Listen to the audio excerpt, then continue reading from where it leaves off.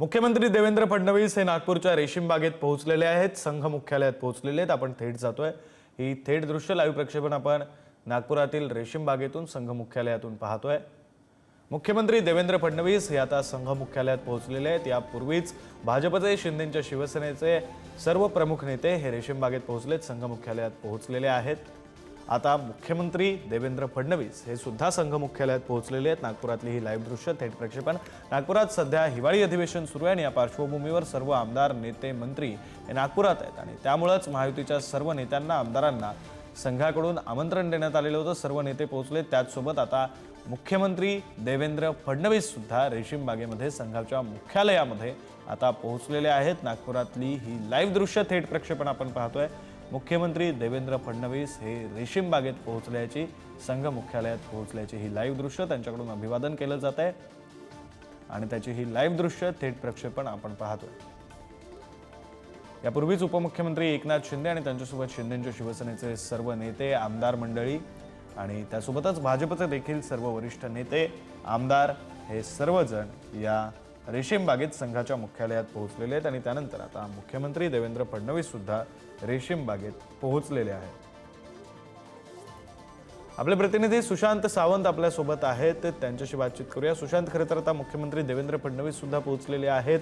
Doctor हेडगेवारांना अभिवादन सुद्धा त्यांनी केलेलं आहे। आता पुढचा कार्यक्रम नेमका कसा असणार आहे रेशीम बागेतला, संघाच्या मुख्यालयातला?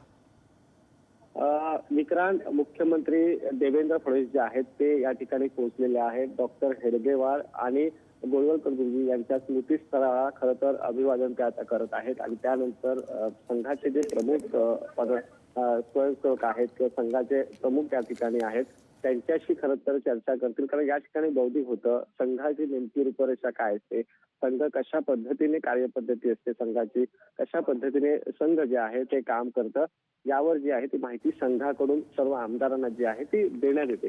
अर्थातच मुख्यमंत्री आहेत, उपमुख्यमंत्री आहेत, मात्र दुसरे उपमुख्यमंत्री या ठिकाणी गैरहजर आहेत, त्यामुळे खरंच चर्चा आता सुरू झालेली आहे। मात्र जी संघाची एक कार्यपद्धती असते, म्हणजे संघ कशा पद्धतीने वर्षभर कार्य करतं, त्यानंतर संघाची हिंदुत्वाची व्याख्या नेमकी काय असते, हिंदुत्वाबाबत संघाची भूमिका नेमकी काय असते, त्याचं सगळं मार्गदर्शन जे आहे ते कुठेतरी देण्यात येतं। आणि आता देवेंद्र फडणवीस या ठिकाणावरून आता जे संघ महर्षी व्यास सभागृह आहे त्या सभागृहात जातील। त्यानंतर सर्व संघाचे प्रमुख आहेत त्यांच्याशी चर्चा करतील आणि ते देखील मार्गदर्शन यावेळी करतील। मात्र आपण जर बघितलं असेल तर एक संघाची विक्रांत रूपरेषा असते, ही रूपरेषा खरं तर या निमित्ताने सांगण्याचा प्रयत्न सगळ्या आमदारांना असतो। कारण वर्षातून एकदा सर्व आमदार जे आहेत ते या ठिकाणी येतात महायुतीचे आणि इथे बौद्धिक घेतात। आता थोड्या वेळात पूर्वी देवेंद्र फडणवीस यांनी डॉक्टर हेडगेवार यांच्या स्मृतीस्थळाला अभिवादन केलं, गोळवलकर गुरुजी यांच्या स्मृतीस्थळाला अभिवादन केलं। त्यानंतर आता ते कदाचित या ठिकाणी एक माध्यमांशी त्यांनी संवाद साधलेला आहे। पण आपण जर बघितलं असेल तर आता ते इथे बाजूला लागून जे महर्षी व्यास सभागृह आहे त्या सभागृहात जातील आणि त्यानंतर चर्चा होईल आणि एकूणच संघाची रूपरेषा जी आहे ती सर्व आमदारांना, सर्व मंत्र्यांना जी आहे ती या ठिकाणी सांगितली जाईल। विक्रांत, नाही, खरं आहे सुशांत, खरं तर आपण बौद्धिक म्हणतो, मात्र ते बौद्धिक म्हणजे नेमकं काय असतं या संदर्भातली थोडी माहिती, नेमकं कशा प्रकारचं मार्गदर्शन, कोणत्या मुद्द्यांवरचं मार्गदर्शन आणि कोणत्या मुद्द्यांसंदर्भातली माहिती ही संघाकडून या महायुतीच्या आमदारांना दिली जाते त्याविषयीची थोडी माहिती? खरं तर विक्रांत, बौद्धिक म्हणजे संघ नेमकं काय करतं, संघाची नेमकी भूमिका काय असते, संघाची कार्यपद्धती काय असते, वर्षानुवर्ष संघ काय विचार घेऊन आलेले याचं मार्गदर्शन थोडक्यात जे आहे ते सर्व आमदारांना खरं तर सांगितलं जातं। संघाने आतापर्यंत काय काय संघाने योगदान दिलेलं आहे याबाबतची माहिती जी आहे ती सर्व जे नवनिर्वाचित आमदार असतील, काही आमदार जे आहेत ते पहिल्यांदा निवडून आलेले आहेत त्यांना खरं तर या ठिकाणी बौद्धिक केलं जातं आणि या ठिकाणी मंत्री आहेत, नवनियुक्त मंत्री, चर्चा होते यापुढे कशा पद्धतीने, कारण सरकार हिंदुत्ववादी आहे, हिंदू विचारानं हे सरकार आलेलं आहे आणि आपण विक्रांत पाहिलं असेल तर हे सरकार येण्यामागे संघाची देखील महत्वाची भूमिका होती। कारण लोकसभा निवडणुकीत ज्या पद्धतीने एक फटका जो आहे तो महायुतीला बसला होता त्यानंतर खऱ्या अर्थानं संघ जे आहे ते मैदानात उतरलं होतं. संघाने एक त्यांचे जे पदाधिकारी असतील संघाचे त्यांना मैदानात उतरवल्यानंतर खऱ्या अर्थानं जो रिझल्ट मिळालाय, जो निकाल आलाय ते आपल्या सगळ्यांसमोरच आहे. हो. त्यामुळे कुठेतरी संघ नेमकं काय करतं, संघाची विचारधारा कशी असते याबाबतची जे आहे ते मार्गदर्शन खऱ्या अर्थाने केलं जातं. त्यानंतर आपण जर बघितलं असेल तर आताच काही वेळापूर्वी देवेंद्र फडणवीस आणि मंत्री जे नवनियुक्त मंत्री आहेत ते इथे महर्षी या सभागृह आहे त्या ठिकाणी गेलेले आहेत आणि आता संघाचे जे प्रमुख आहेत या ठिकाणचे त्यांच्याशी खरं तर चर्चा करतात. मात्र बरं, धन्यवाद सुशांत तुम्ही दिलेल्या या सगळ्या सविस्तर माहितीसाठी. यानंतर बुलेटिनमध्ये एक नजर टाकूया हेडलाईन्सवर. गेटवे ऑफ इंडिया जवळील बोट दुर्घटनेत 13 जणांचा मृत्यू, 101 जणांना वाचवण्यात यश, जखमींवर रुग्णालयात उपचार सुरू. बोट दुर्घटनेतील मृतांच्या नातेवाईकांना पंतप्रधानांकडून 2 लाखांची मदत तर राज्य सरकारकडूनही 5 लाखांची मदत. बीड सरपंच हत्येवरून सभागृहातलं राजकारण तापलं, फडणवीसांना देशमुखांच्या मुलांची शपथ, धनंजय मुंडेंना मंत्रिमंडळातून बाहेर काढा, जितेंद्र आव्हाडांची आक्रमक मागणी, आज फडणवीस उत्तर देणार. अमित शहांविरोधात आज विरोधक राज्यभरात आंदोलन करणार, आंबेडकरी संघटनाही शहांविरोधात रस्त्यावर उतरणार, भाजपकडूनही जोरदार प्रत्युत्तर देण्यात येणार. राम शिंदे आज विधान परिषदेच्या सभापतीपदाचा कार्यभार स्वीकारणार, एकच अर्ज दाखल झाल्यानं शिंदेंची बिनविरोध निवड, अखेर सभापतीपद भाजपलाच. वन नेशन वन इलेक्शनसाठी जेपीसीची स्थापना, प्रियंका गांधी, सुप्रिया सुळे, श्रीकांत शिंदेंसह 31 सदस्यांचा समितीत सहभाग.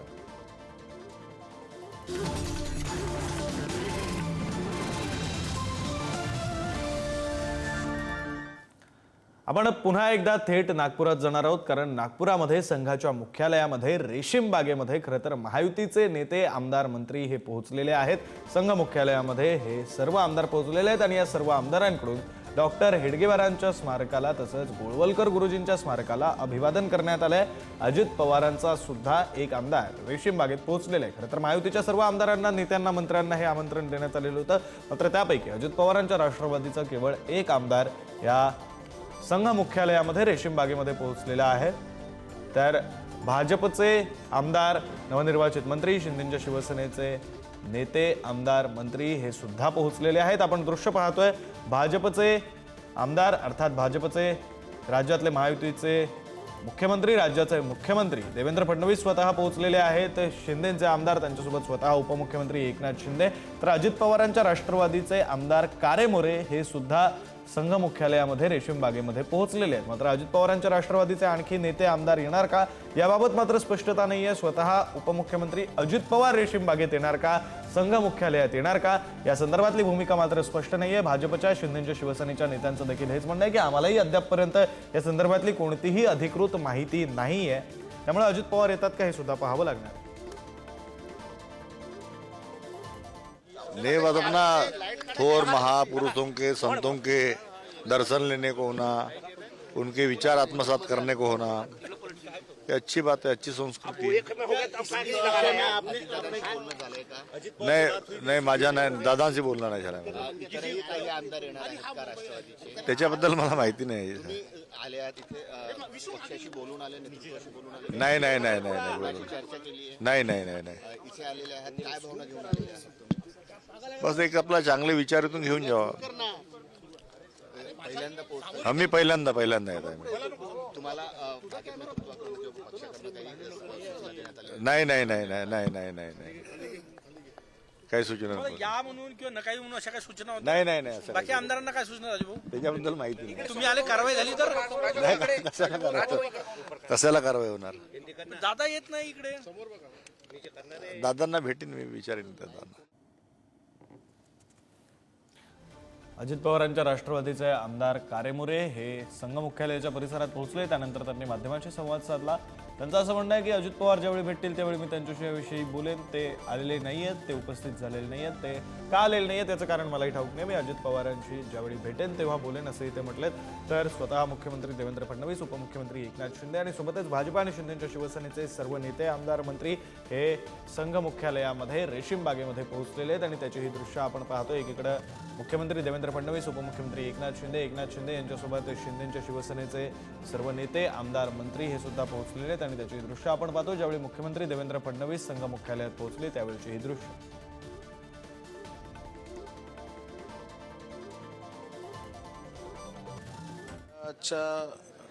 कार्यप्रणालीमध्ये काय असावं हे पक्षाचे नेते ठरवत असतात. आमच्या पक्षांच्या नेत्यांचा विचार हा वंदनीय बाळासाहेबांचा वारसा असलेला विचार आहे. याच परिसरामधनं ऊर्जा देणारा विचार आहे आणि म्हणून दुसरे का आले नाही त्याच्यावर चर्चा करण्यापेक्षा आम्ही शिंदेसाहेबांच्या नेतृत्वाखाली इथं आलेलो आहोत आणि दरवेळी येतो, कायमस्वरूपी येत राहू. आज आम्ही ठरवलं होतं शिवसेनेच्या सर्व सन्माननीय आमदारांनी आणि आमचे मुख्य नेते सन्माननीय एकनाथरावजी शिंदे साहेब यांच्यासोबत आज आम्ही सर्वजण या ठिकाणी या प्रेरणास्थळाला वंदन करायसाठी आलो आहे. तुमच्यासोबत असलेले मित्रपक्ष अजित पवार यावेळी देखील आलेले आहेत, मागच्या वेळी देखील ते आले नव्हते. मला वाटतं की हा ज्याच्या त्याच्या विचाराचा विषय, माझ्यासारख्या कार्यकर्त्याने त्यावर काही कमेंट करू नये. अजित दादा दिसत नाही. माझा काही संपर्क नाही. मी आता देवेंद्रजी संपर्काला देवेंद्रजी थोड्याच वेळामध्ये या ठिकाणी येत आहेत, पण अजितदादांशी अजून मी काही संपर्क केलेला नाही. नाही, सगळेच आमदार येणार आहे. सगळ्याच आमदारांना निरोप दिलेला आहे. अजितदादा पवार साहेबांचे जे राष्ट्रवादी काँग्रेसचे अनेक आमदार इथे मला दिसतात आहे. राजू कारामुरेजी आताच इथे माझी भेट झाली आणि अजितदादा येतील आणि सगळेच लोक येतील.